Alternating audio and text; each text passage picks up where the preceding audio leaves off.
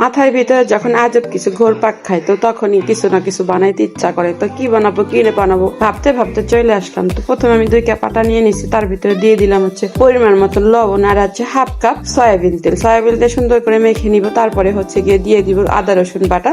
এখন হচ্ছে দিয়ে দিলাম পালং শাক পেস্ট করা। তো দেখেন এভাবে করে আমি সুন্দর করে মথে নিলাম। মথা হয়ে গেছে, এখন আমি 10 মিনিটের জন্য রেস্টে রেখে দিলাম। তো আমার 10 মিনিট রেস্ট রাখা হয়ে গেছে। এখন এটাকে আমি সুন্দর করে বানিয়ে নিব। মাথার ভিতরে যখন পোকাগুলো ঘুর ঘুর করে তখন এরকম কিছু বানানোর ইচ্ছা জাগে। দেখেন কিভাবে বানায়, এটা যে কি বলে আমি নিজেও জানি না।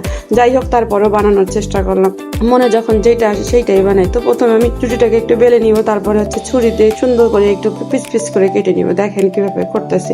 এখন হচ্ছে কি এটাকে আমি একদম ঘুরাইয়া নিব, তারপর হচ্ছে মুড়াইয়া এই যে একটা চাপা দিয়ে দিব।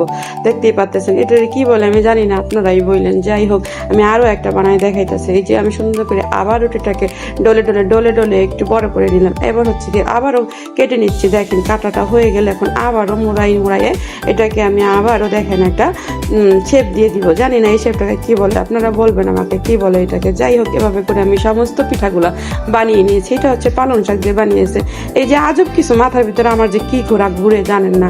যাই হোক ঘোরার পরে এখন হচ্ছে তেলটা গরম হয়ে গেছে, দিয়ে দিলাম হচ্ছে সমস্ত এই ইয়াগুলো কি বলে আমি জানি না, আপনারাই বললেন। যাই হোক উল্টায় পাল্টায় লাল লাল করে ভেজে নিব। দেখেন এক পাট আমার ভাজা হয়ে গেছে, এখন আরেক পাট উল্টাইয়া দিব। একটু সময় নিয়ে আস্তে আস্তে ভাজবেন, তাড়াহুড়া করবেন না। তাড়াহুড়া করলে দেখা যাচ্ছে ভিতরে যে কাঁচা থেকে যাবে, এটা খেতে ভালো লাগবে না, মুচমুচে হইবে না।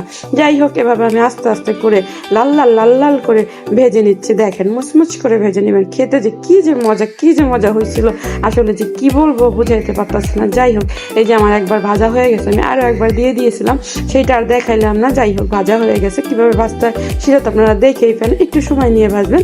আমার ভাজা হয়ে গেছে। এইটারে কি পিঠা বলে আমি জানি না, আপনারা পারলে বইলেন। যাই হোক দেখতে কেমন হয়েছে দেখেন, কতটা মুচমুচে হয়েছে, খাইতেও সেই রকম গালে দিলেই আর মিলাই যাইতেছে। কি যে বলবো আর, ভিডিওটা এই পর্যন্তই। ভালো থাকবেন, আল্লাহ হাফেজ।